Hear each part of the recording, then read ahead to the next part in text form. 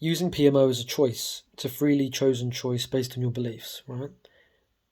I'm making this video to show you that it's not any different from any other life choice. It's the same kind of choice as making toast in the morning or choosing to go for a walk. The only reason why it feels like an addiction, right, is because you've been fed lies about what addiction is. It isn't anything. It's just a really strong desire for PMO based on your beliefs. If you believe that PMO is needed to make you happy, or that you need it in times of stress, when you're in times of stress, of course you're going to desire it greatly. This urge doesn't come from nowhere, it comes from your beliefs, right? If you think you need PMO to make you happy, then life without PMO is going to seem like a disaster. It's going to seem unfathomable. I was the same, right? Like,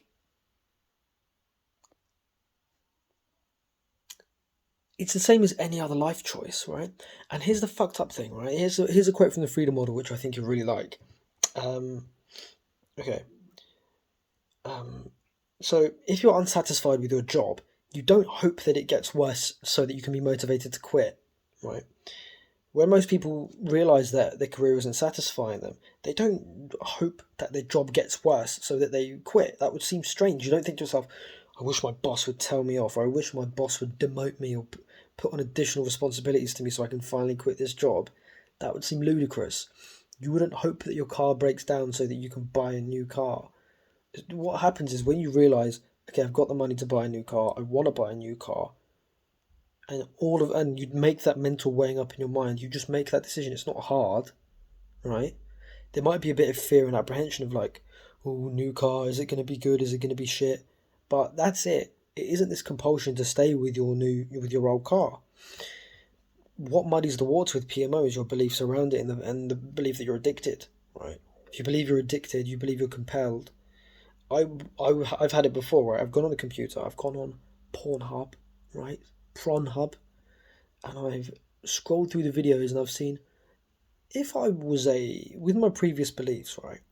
If I looked at any of these videos, I'd be compelled to jerk off right now. I wasn't. I scrolled through the videos as a test to see, I don't feel compelled. Before, even the thought of jerking off would then compel me. I was doing it to myself.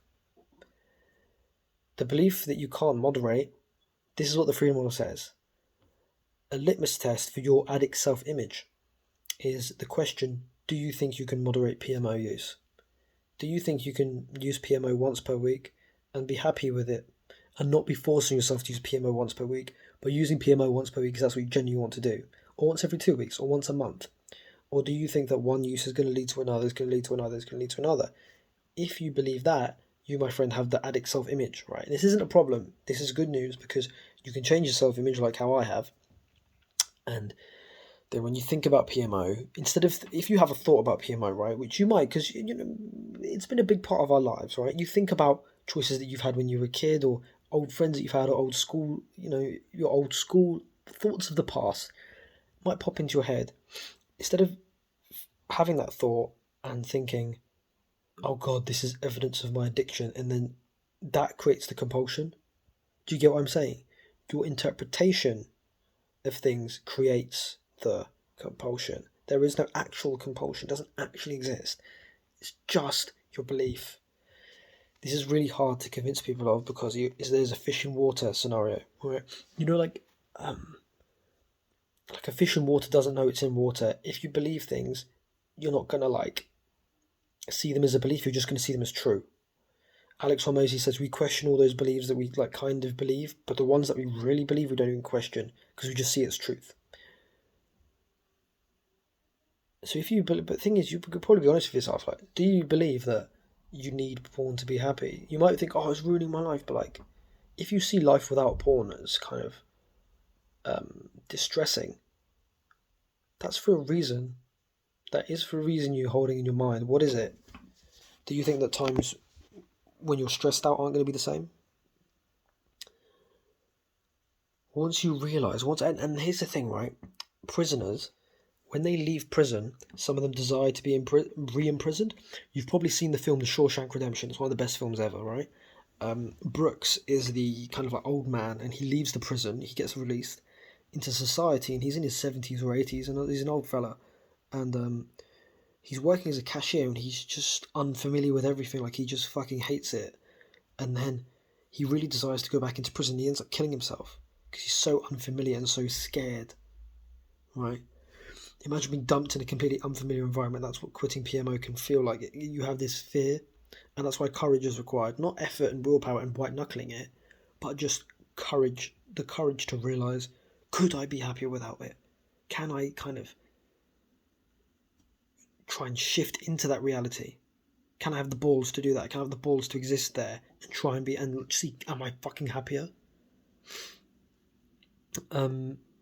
White knuckling it doesn't work. I tried that for years, doesn't work. Learning about addiction, learning about NoFap made it worse.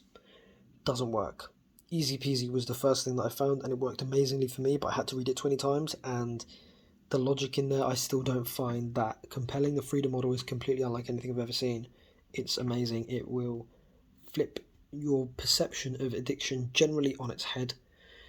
It's a book written by ex-alcoholics and drug addicts.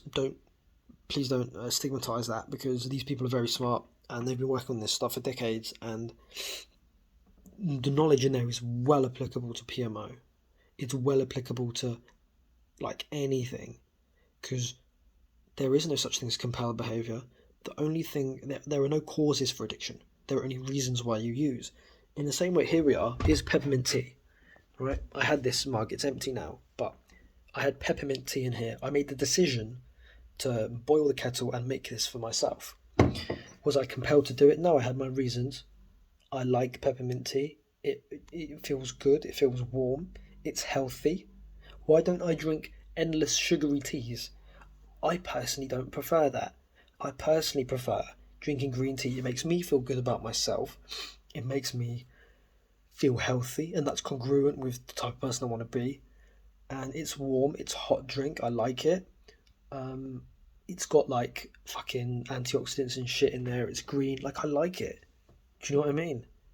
And similarly, with not PMOing, I like not PMOing. It's a great thing. In the nightclub, I like not drinking. When I'm in the pub or in the nightclub and I see my friends boozing, right, I'm like, God, thank God I don't have to put myself through that shit. And I was in the pub literally 2 weeks ago, maybe 1 week ago. God, time, I have no perception of it. And I had a beer there with my friend, because my friend was drinking. I was like, I don't drink anymore. I hadn't seen this friend in a while. I hadn't seen him in like 6 months, 9 months maybe. Crazy. And in that period, I wasn't drinking, but and he saw me and was like, I'll go and have a drink. And I was like, you know what? I'm going to use this opportunity to have a drink and see how I feel. I had that drink, didn't like it, didn't have another one. This is how I'm hoping PMO will feel. I'm not going to PMO again. Right now I'm just bathing and basking in the idea that I'm not PMOing, and that feels amazing. And I'm happier for it. Maybe in 6 months I'll PMO again.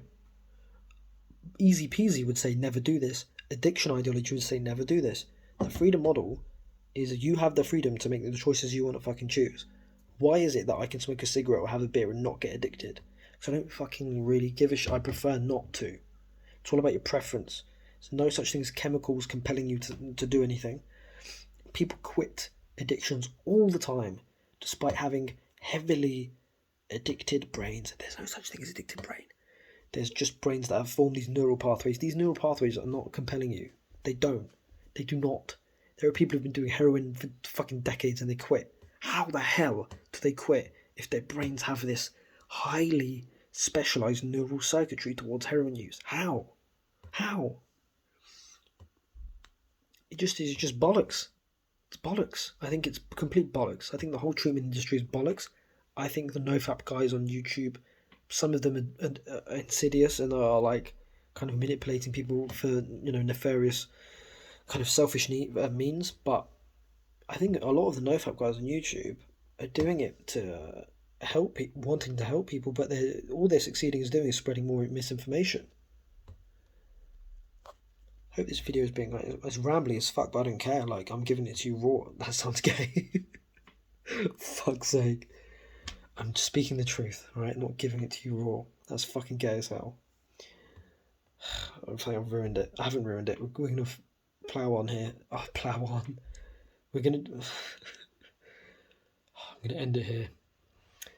If you have any questions, let me know. Any questions about any of the stuff? I've said a lot here, right? Because I said quite a lot of different shit. Anything you're confused about, drop a comment. I'm thinking I want to make more structured videos in the future because these are a bit rambly, but at the moment it's what I can manage because I want to just speak the truth. If I plan, it feels like I'm not speaking the truth as much. You can see it's authentic because I'm not editing. I'm just leaning back on my fucking chair. I don't give a fuck. Yeah, read the Freedom Model. Do not waste any time. Read that shit. It's gold.